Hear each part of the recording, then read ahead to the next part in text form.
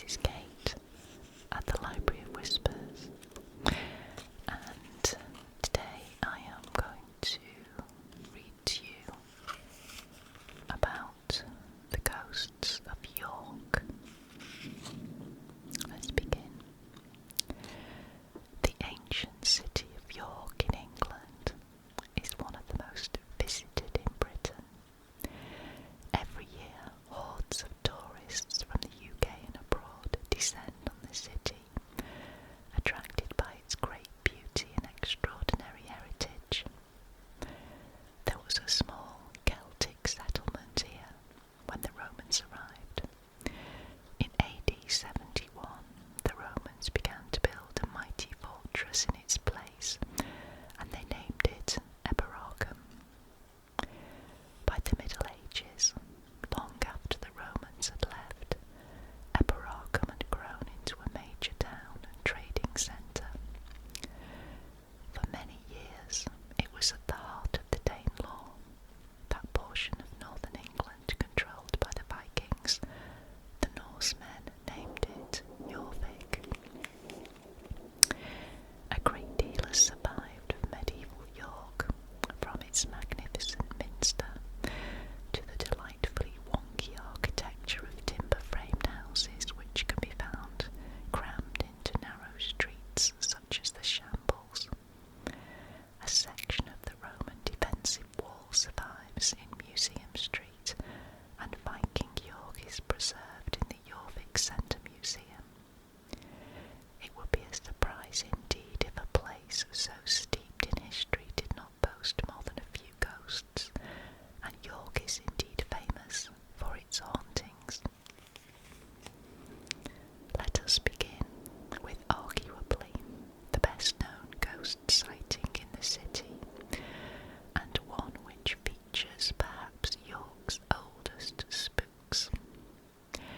In 1953, assistant plumber Harry Martindale was working alone in the cellar of Treasurer's house in Chapter House Street near the Minster. It was cold and quiet down there, and the last thing Mr. Martindale expected to hear was the blast of a horn or trumpet. Mr. Martindale turned in the direction of the sound, wondering where it could have come from.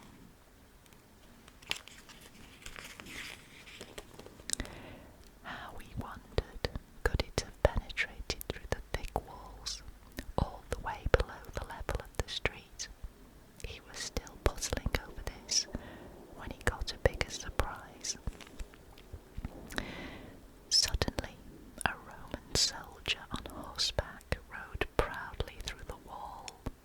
He was followed by a company of foot soldiers, each armed with short-bladed swords or lances, and each wearing the distinctively Roman style of armour and helmet.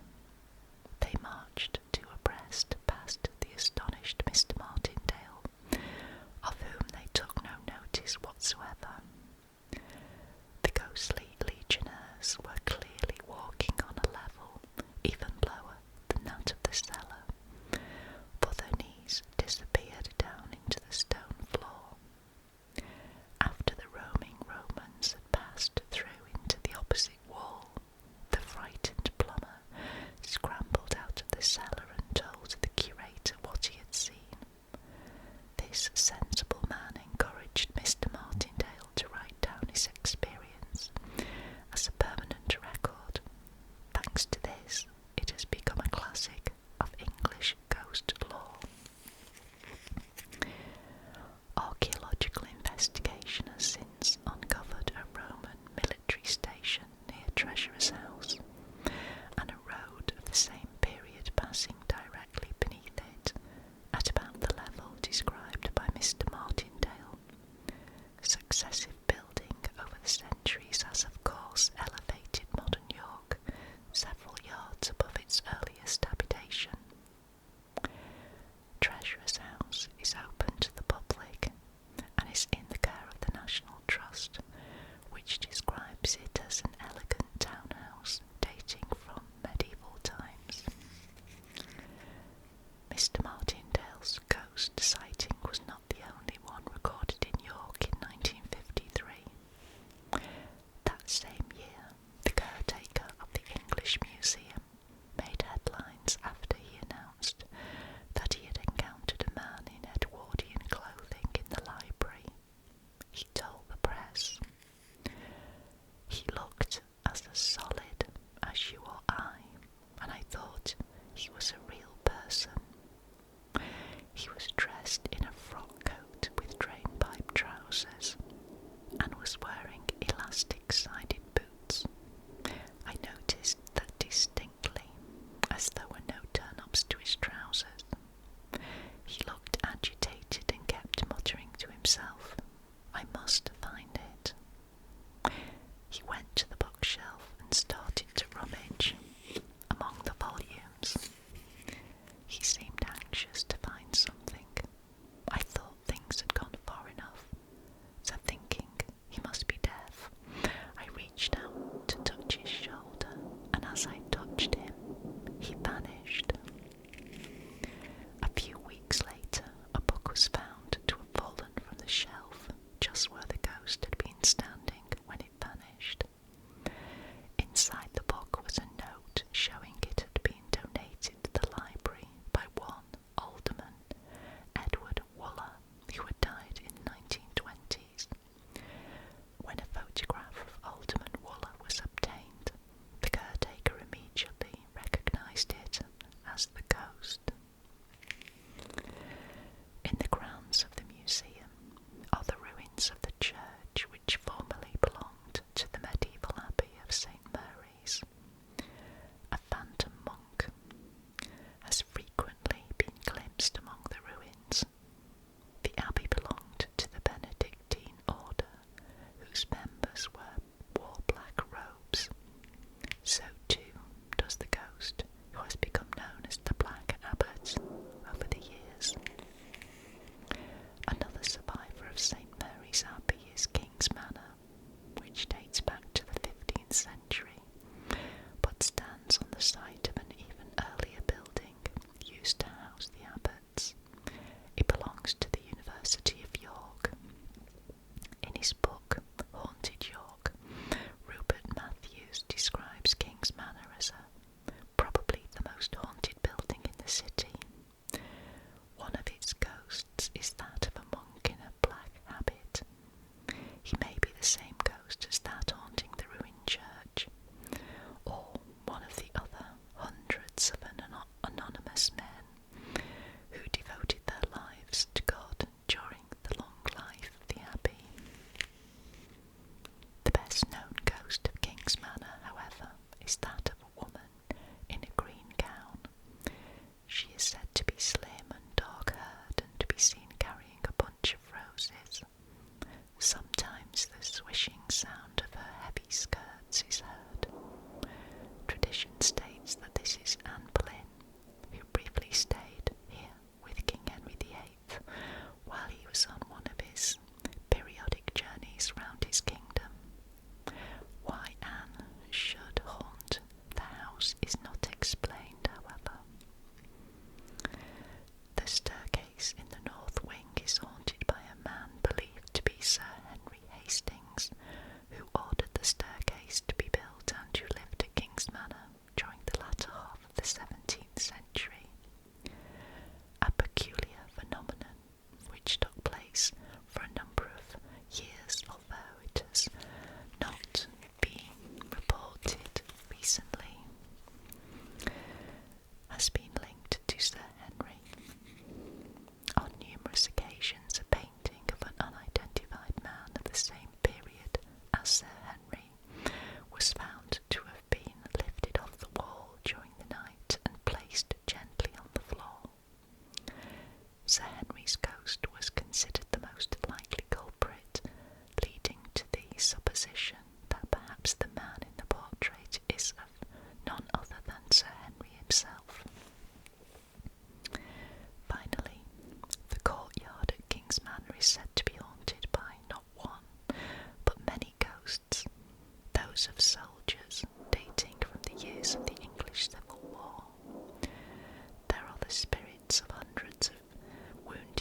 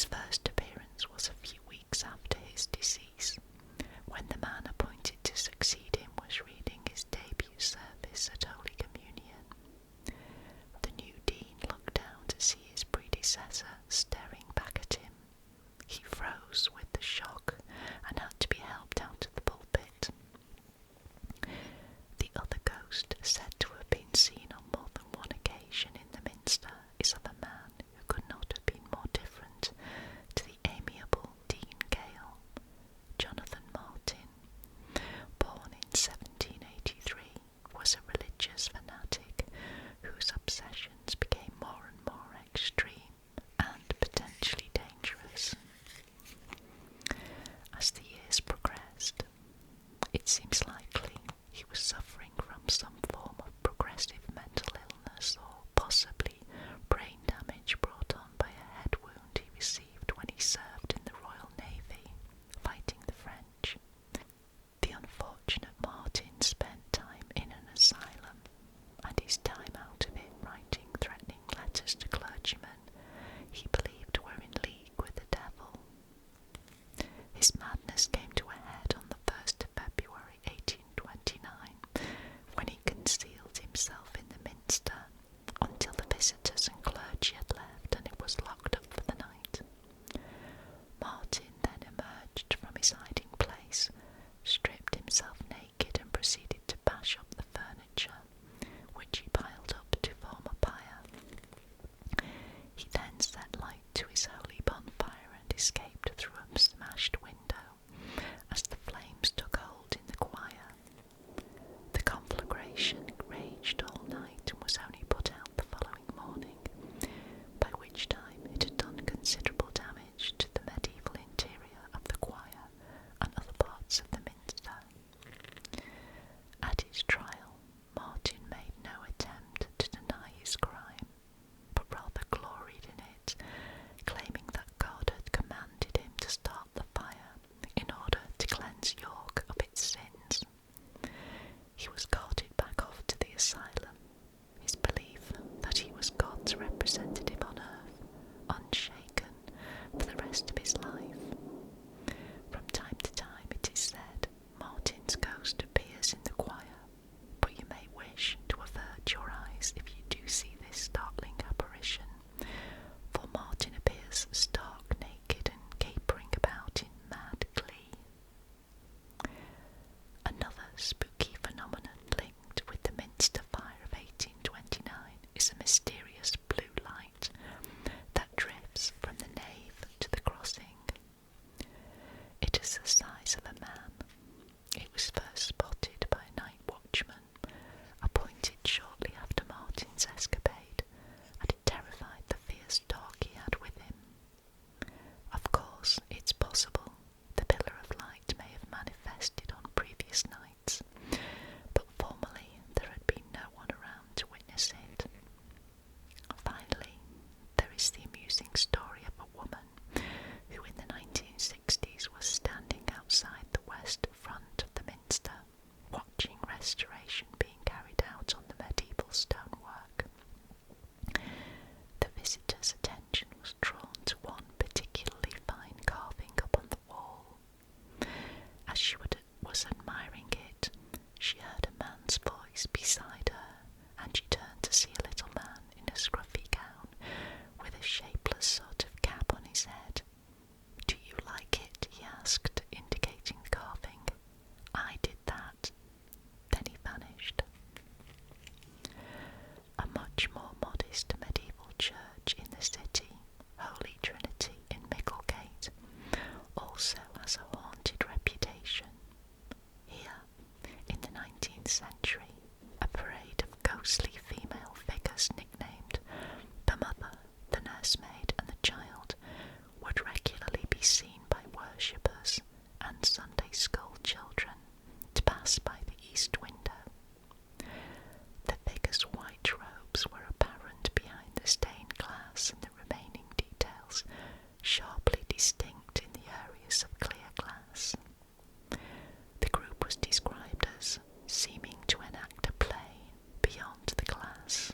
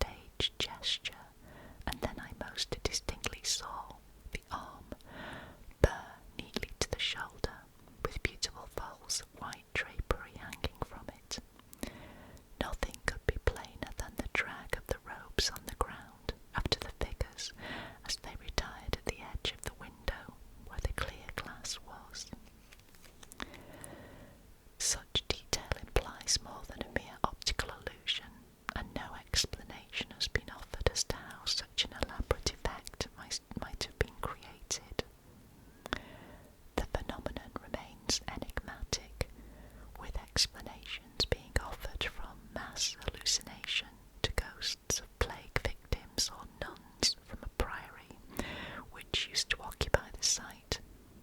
Holy Trinity was largely remodelled later in the 19th century, and the women in white have not been seen since. Although the identity of the Holy Trinity apparitions as nuns is conjectural, there seems no doubt in regards to another of York's celebrated ghosts, the Grey Lady. The Grey Lady's haunt is an unusual one for a nun.